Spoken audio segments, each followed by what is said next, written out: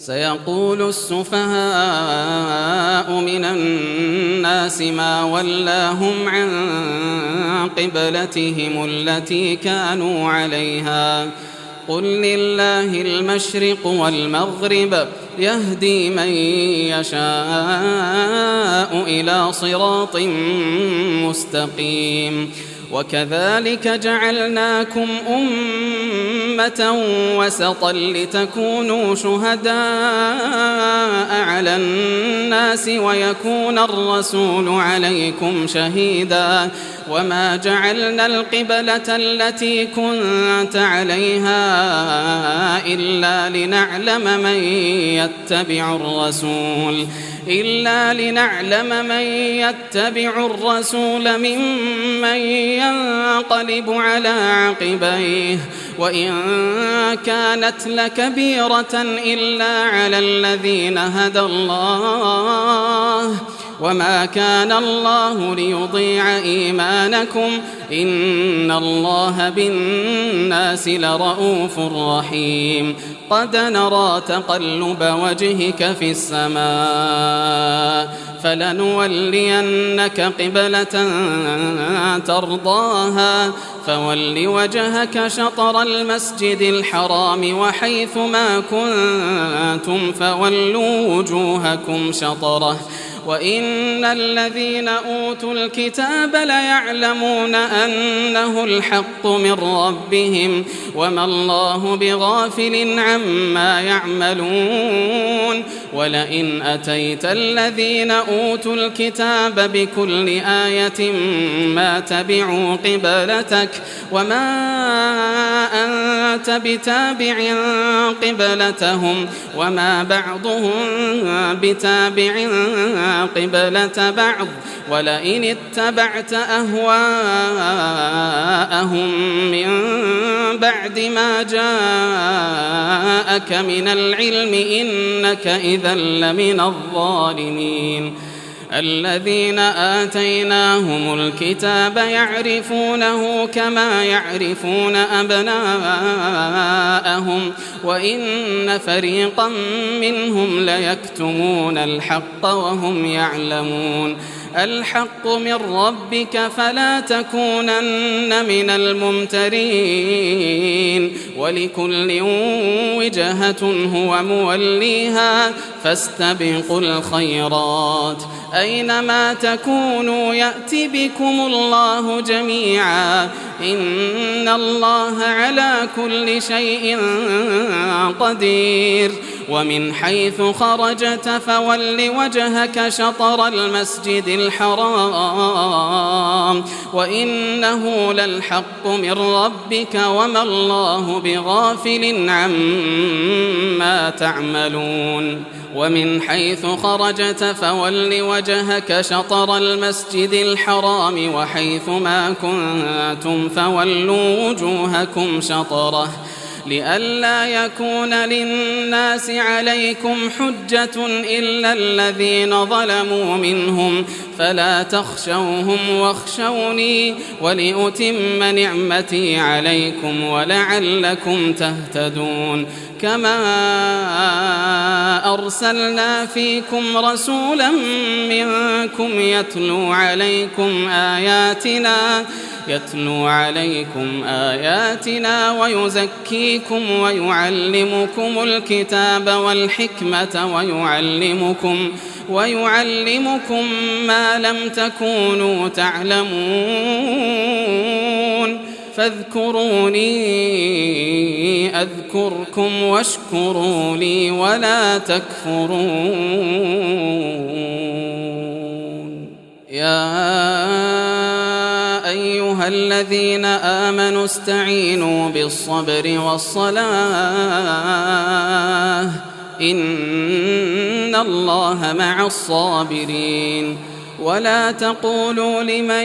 يقتل في سبيل الله أموات بل أحياء ولكن لا تشعرون ولنبلونكم بشيء من الخوف والجوع ونقص من الأموال ونقص من الأموال والأنفس والثمرات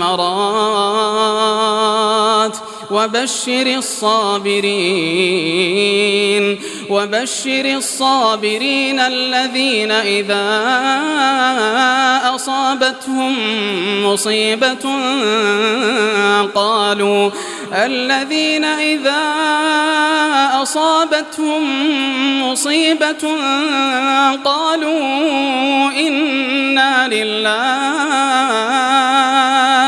قالوا إنا لله وإنا إليه راجعون أولئك عليهم صلوات من ربهم ورحمة وأولئك هم المهتدون إن الصفا والمروة من شعائر الله فمن حج البيت أو اعتمر فلا جناح عليه أن يطوف بهما ومن تطوع خيرا فإن الله شاكر عليم إن الذين يكتمون ما أنزلنا من البينات والهدى من بعد ما بيناه للناس في الكتاب أولئك يلعنهم الله ويلعنهم اللاعنون إلا الذين تابوا وأصلحوا وبينوا فأولئك أتوب عليهم وأنا التواب الرحيم إن الذين كفروا وماتوا وهم كفار أولئك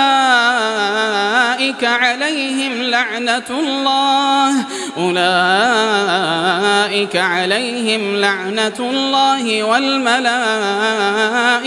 والناس أجمعين خالدين فيها لا يخفف عنهم العذاب ولا هم ينظرون وإلهكم إله واحد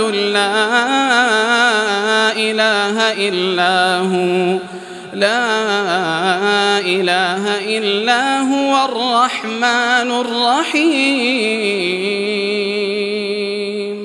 إن في خلق السماوات والأرض واختلاف الليل والنهار والفلك التي تجري في البحر بما ينفع الناس وما أنزل الله من السماء من ماء فأحيا به الأرض بعد موتها وبث فيها من كل دابة وتصريف الرياح والسحاب المسخر بين السماء والأرض لآيات لقوم يعقلون ومن الناس من يتخذ من دون الله أندادا يحبونهم كحب الله والذين آمنوا أشد حبا لله ولو يرى الذين ظلموا إذ يرون العذاب أن القوة لله جميعا وأن الله شديد العذاب إذ تبرأ الذين اتبعوا من الذين اتبعوا ورأوا العذاب وتقطعت بهم الأسباب وقال الذين اتبعوا لو أن لنا كرة فنتبرأ منهم كما تبرأوا منا كذلك يريهم الله أعمالهم حسرات عليهم وما هم بخارجين من النار يا أيها الناس كلوا مما في الأرض حلالا طيبا ولا تتبعوا خطوات الشيطان إنه لكم عدو مبين إنما يأمركم بالسوء والفحشاء وأن تقولوا على الله ما لا تعلمون وإذا قيل لهم اتبعوا ما أنزل الله قالوا بل نتبع ما ألفينا عليه آباءنا أولو كان آباؤهم لا يعقلون شيئا ولا يهتدون ومثل الذين كفروا كمثل الذي ينعق بما لا يسمع إلا دعاء ونداء صم بكم عمي فهم لا يعقلون يا أيها الذين آمنوا كلوا من طيبات ما رزقناكم واشكروا لله إن كنتم إياه تعبدون إنما حرم عليكم الميتة والدم ولحم الخنزير وما أهل به لغير الله فمن اضطر غير باغ ولا عاد فلا إثم عليه إن الله غفور رحيم إن الذين يكتمون ما أنزل الله من الكتاب ويشترون به ثمنا قليلا أولئك ما يأكلون في بطونهم إلا النار ولا يكلمهم الله يوم القيامة ولا يزكيهم ولهم عذاب أليم أولئك الذين اشتروا الضلالة بالهدى والعذاب بالمغفرة فما أصبرهم على النار ذلك بأن الله نزل الكتاب بالحق وإن الذين اختلفوا في الكتاب لفي شقاق بعيد ليس البر أن تولوا وجوهكم قبل المشرق والمغرب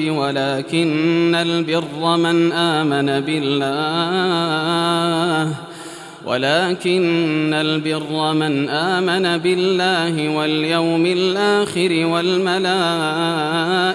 والكتاب والنبيين وآتى المال على حبه ذوي القربى واليتامى والمساكين وابن السبيل والسائلين وفي الرقاب وأقام الصلاة وآتى الزكاة والموفون بعهدهم إذا عاهدوا والصابرين في البأساء والضراء وحين البأس أولئك الذين صدقوا وأولئك هم المتقون يا أيها الذين آمنوا كتب عليكم القصاص في القتلى الحر بالحر والعبد بالعبد والأنثى بالأنثى فمن عفي له من أخيه شيء فاتباع بالمعروف وأداء إليه بإحسان ذلك تخفيف من ربكم ورحمة، فمن اعتدى بعد ذلك فله عذاب أليم. ولكم في القصاص حياة يا أولي الألباب لعلكم تتقون. كتب عليكم إذا حضر أحدكم الموت إن ترك خيرا الوصية للوالدين والأقربين بالمعروف حقا على المتقين، فمن بدله بعدما سمعه فإنما إثمه على الذين يبدلونه، إن الله سميع عليم. فمن خاف من موص جنفا أو إثما فأصلح بينهم فلا إثم عليه، إن الله غفور رحيم. يا أيها الذين آمنوا كتب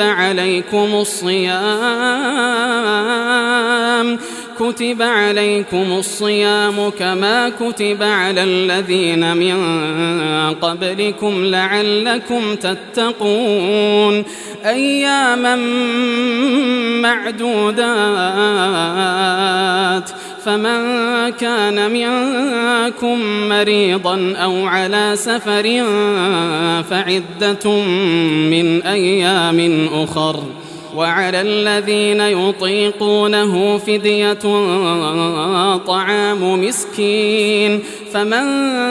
تطوع خيرا فهو خير له، وأن تصوموا خير لكم إن كنتم تعلمون. شهر رمضان الذي أنزل فيه القرآن هدى للناس وبينات من الهدى والفرقان، فمن شهد منكم الشهر فليصمه، ومن كان مريضا أو على سفر فعدة من أيام أخر، يريد الله بكم اليسر ولا يريد بكم العسر، ولتكملوا العدة ولتكبروا الله على ما هداكم ولعلكم تشكرون. وإذا سألك عبادي عني فإني قريب أجيب دعوة الداع إذا دعان، فليستجيبوا لي وليؤمنوا بي لعلهم يرشدون.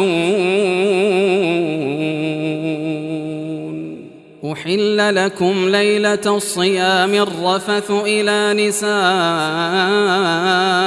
نسائكم هن لباس لكم وأنتم لباس لهن، علم الله أنكم كنتم تختانون أنفسكم فتاب عليكم وعفى عنكم، فالآن باشروهن وابتغوا ما كتب الله لكم، وكلوا واشربوا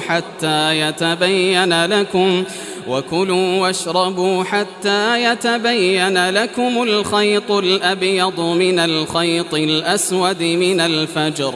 ثم أتموا الصيام إلى الليل، ولا تباشروهن وأنتم عاكفون في المساجد، تلك حدود الله فلا تقربوها، كذلك يبين الله آياته للناس لعلهم يتقون. ولا تأكلوا أموالكم بينكم بالباطل وتدلوا بها إلى الحكام لتأكلوا فريقا من أموال الناس بالإثم وأنتم تعلمون. يسألونك عن الأهلة قل هي مواقيت للناس والحج، وليس البر بأن تأتوا البيوت من ظهورها ولكن البر من اتقى وأتوا البيوت من أبوابها واتقوا الله لعلكم تفلحون وقاتلوا في سبيل الله الذين يقاتلونكم ولا تعتدوا إن الله لا يحب المعتدين واقتلوهم حيث ثقفتموهم وأخرجوهم من حيث أخرجوكم والفتنة أشد من القتل ولا تقاتلوهم عند المسجد الحرام حتى يقاتلوكم فيه فإن قاتلوكم فاقتلوهم كذلك جزاء الكافرين فإن انتهوا فإن الله غفور رحيم وقاتلوهم حتى لا تكون فتنة ويكون الدين لله فإن انتهوا فلا عدوان إلا على الظالمين الشهر الحرام بالشهر الحرام والحرمات قصاص فمن اعتدى عليكم فاعتدوا عليه بمثل ما اعتدى عليكم واتقوا الله واعلموا أن الله مع المتقين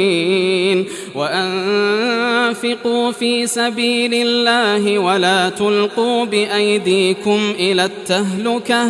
وأحسنوا إن الله يحب المحسنين وأتموا الحج والعمرة لله فإن أحصرتم فما استيسر من الهدي ولا تحلقوا رؤوسكم حتى يبلغ الهدي محله فمن كان منكم مريضا أو به أذى من رأسه ففدية من صيام أو صدقة أو نسك فإذا أمنتم فمن تمتع بالعمرة إلى الحج فما استيسر من الهدي فمن لم يجد فصيام 3 أيام في الحج و7 إذا رجعتم تلك 10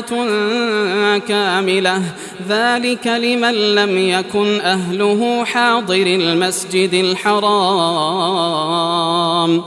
واتقوا الله واعلموا أن الله شديد العقاب الحج أشهر معلومات فمن فرض فيهن الحج فلا رفث ولا فسوق ولا جدال في الحج وما تفعلوا من خير يعلمه الله وتزودوا فإن خير الزاد التقوى واتقون يا أولي الألباب ليس عليكم جناح أن تبتغوا فضلا من ربكم فإذا أفضتم من عرفات فاذكروا الله عند المشعر الحرام واذكروه كما هداكم وإن كنتم من قبله لمن الضالين ثم أفيضوا من حيث أفاض الناس واستغفروا الله إن الله غفور رحيم فإذا قضيتم مناسككم فاذكروا الله كذكركم آباءكم أو أشد ذكرا فمن الناس من يقول ربنا آتنا في الدنيا وما له في الآخرة من خلاق ومنهم من يقول ربنا آتنا في الدنيا حسنة ومنهم من يقول ربنا آتنا في الدنيا حسنة وفي الآخرة حسنة وقنا عذاب النار أولئك لهم نصيب مما كسبوا والله سريع الحساب واذكروا الله في أيام معدودات فمن تعجل في يومين فلا إثم عليه ومن تأخر فلا إثم عليه لمن اتقى واتقوا الله واعلموا أنكم إليه تحشرون ومن الناس من يعجبك قوله في الحياة الدنيا ويشهد الله على ما في قلبه وهو ألد الخصام وإذا تولى سعى في الأرض ليفسد فيها ويهلك الحرث والنسل والله لا يحب الفساد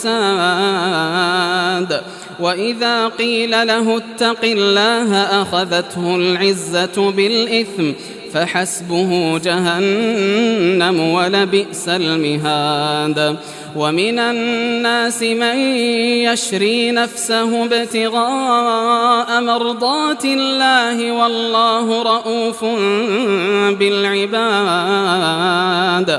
يا أيها الذين آمنوا ادخلوا في السلم كافة ولا تتبعوا خطوات الشيطان إنه لكم عدو مبين فإن زللتم من بعد ما جاءتكم البينات فاعلموا أن الله عزيز حكيم هل ينظرون إلا أن يأتيهم الله في ظلل من الغمام والملائكة وقضي الأمر وإلى الله ترجع الأمور سل بني إسرائيل كم آتيناهم من آية بينة ومن يبدل نعمة الله من بعد ما جاءته فإن الله شديد العقاب زين للذين كفروا الحياة الدنيا ويسخرون من الذين آمنوا والذين اتقوا فوقهم يوم القيامة والله يرزق من يشاء بغير حساب كان الناس أمة واحدة فبعث الله النبيين مبشرين ومنذرين وأنزل معهم الكتاب بالحق ليحكم بين الناس فيما اختلفوا فيه وما اختلف فيه إلا الذين أوتوه من بعد ما جاءتهم البينات بغيا بينهم فهدى الله الذين آمنوا لما اختلفوا فيه من الحق بإذنه والله يهدي من يشاء إلى صراط مستقيم أم حسبتم أن تدخلوا الجنة ولما يأتكم مثل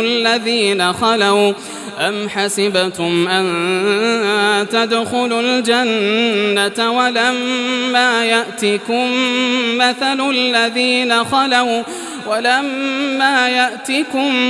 مثل الذين خلوا من قبلكم مستهم البأساء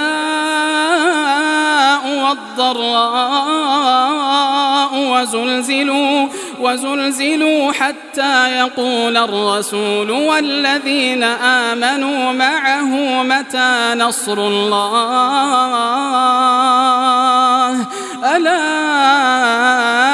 إن نصر الله قريب يسألونك ماذا ينفقون قل ما أنفقتم من خير فللوالدين والأقربين واليتامى والمساكين وابن السبيل وما تفعلوا من خير فإن الله به عليم كتب عليكم القتال وهو كره لكم وعسى أن تكرهوا شيئا وهو خير لكم وعسى أن تحبوا شيئا وهو شر لكم والله يعلم وأنتم لا تعلمون يسألونك عن الشهر الحرام قتال فيه قل قتال فيه كبير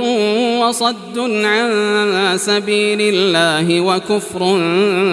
به والمسجد الحرام وإخراج أهله منه أكبر عند الله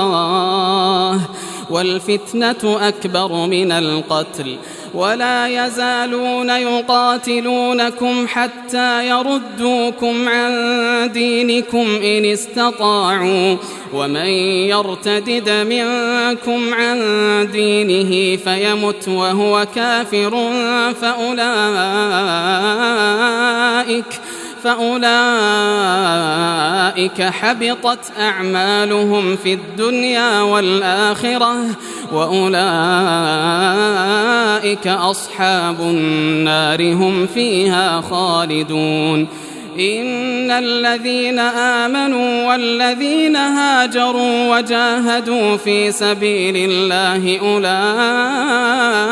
يرجون رحمة الله والله غفور رحيم يسألونك عن الخمر والميسر قل فيهما إثم كبير ومنافع للناس وإثمهما أكبر من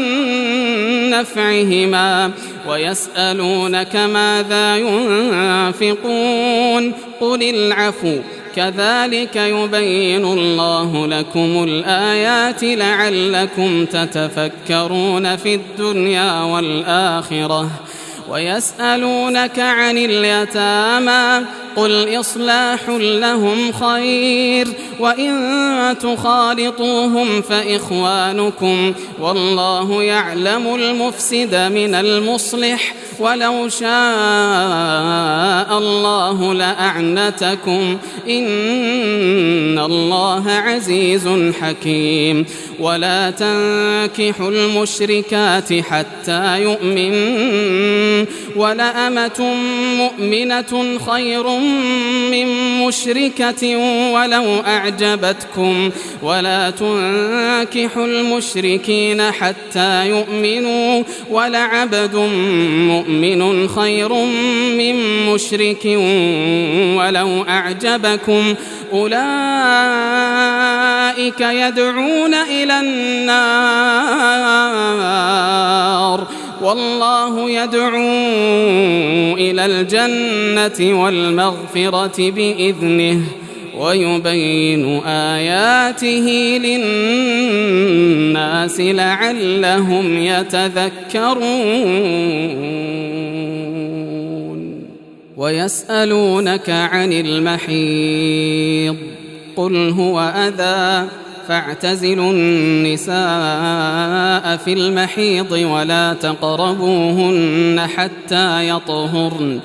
فإذا تطهرن فأتوهن من حيث أمركم الله إن الله يحب التوابين ويحب المتطهرين نساؤكم حرث لكم فأتوا حرثكم أنى شئتم وقدموا لأنفسكم واتقوا الله واعلموا أنكم ملاقوه وبشر المؤمنين. ولا تجعلوا الله عرضة لأيمانكم أن تبروا وتتقوا وتصلحوا بين الناس والله سميع عليم. لا يؤاخذكم الله باللغو في أيمانكم ولكن يؤاخذكم بما كسبت قلوبكم والله غفور حليم. للذين يؤلون من نسائهم تربص 4 أشهر فإن فاءوا فإن الله غفور رحيم. وإن عزموا الطلاق فإن الله سميع عليم. والمطلقات يتربصن بأنفسهن 3 قروء ولا يحل لهن أن يكتمن ما خلق الله في أرحامهن إن كن يؤمن بالله واليوم الآخر وبعولتهن أحق بردهن في ذلك إن أرادوا إصلاحا ولهن مثل الذي عليهن بالمعروف وللرجال عليهن درجة والله عزيز حكيم. الطلاق 2 فإمساك بمعروف أو تسريح بإحسان. ولا يحل لكم أن تأخذوا مما آتيتموهن شيئا إلا أن يخافا ألا يقيما حدود الله. فإن خفتم ألا يقيما حدود الله فلا جناح عليهما فيما افتدت به تلك حدود الله فلا تعتدوها. ومن يتعد حدود الله فأولئك هم الظالمون. فإن طلقها فلا تحل له من بعد حتى تنكح زوجا غيره. فإن طلقها فلا جناح عليهما أن يتراجعا إن ظنا أن يقيما حدود الله وتلك حدود الله يبينها لقوم يعلمون. وإذا طلقتم النساء فبلغن أجلهن فأمسكوهن بمعروف أو سرحوهن بمعروف ولا تمسكوهن ضرارا لتعتدوا ومن يفعل ذلك فقد ظلم نفسه. ولا تتخذوا آيات الله هزوا واذكروا نعمة الله عليكم وما أنزل عليكم من الكتاب والحكمة يعظكم به واتقوا الله واعلموا أن الله بكل شيء عليم. وإذا طلقتم النساء فبلغن أجلهن فلا تعضلوهن أن ينكحن أزواجهن إذا تراضوا بينهم بالمعروف. ذلك يوعظ به من كان منكم يؤمن بالله واليوم الآخر ذلكم أزكى لكم وأطهر والله يعلم وأنتم لا تعلمون. والوالدات يرضعن أولادهن حولين كاملين لمن أراد أن يتم الرضاعة وعلى المولود له رزقهن وكسوتهن بالمعروف لا تكلف نفس إلا وسعها لا تضار والدة بولدها ولا مولود له بولده وعلى الوارث مثل ذلك فإن أرادا فصالا عن تراض منهما وتشاور فلا جناح عليهما وإن أردتم أن تسترضعوا أولادكم فلا جناح عليكم إذا سلمتم ما آتيتم بالمعروف واتقوا الله واعلموا أن الله بما تعملون بصير والذين يتوفون منكم ويذرون أزواجا يتربصن بأنفسهن 4 أشهر و10 فإذا بلغن أجلهن فلا جناح عليكم فيما فعلن في أنفسهن بالمعروف والله بما تعملون خبير ولا جناح عليكم فيما عرضتم به من خطبة النساء أو أكننتم في أنفسكم علم الله أنكم ستذكرونهن ولكن لا تواعدوهن سرا إلا أن تقولوا قولا معروفا ولا تعزموا عقدة النكاح حتى يبلغ الكتاب أجله واعلموا أن الله يعلم ما في أنفسكم فاحذروه واعلموا أن الله غفور حليم لا جناح عليكم إن طلقتم النساء ما لم تمسوهن أو تفرضوا لهن فريضة ومتعوهن على الموسع قدره وعلى المقتر قدره متاعا بالمعروف حقا على المحسنين وإن طلقتموهن من قبل أن تمسوهن وقد فرضتم لهن فريضة فنصف ما فرضتم إلا أن يعفون أو يعفو الذي بيده عقدة النكاح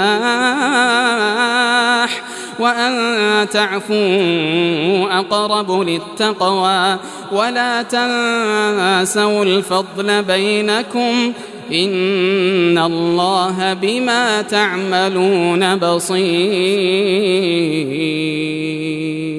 حافظوا على الصلوات والصلاة الوسطى وقوموا لله قانتين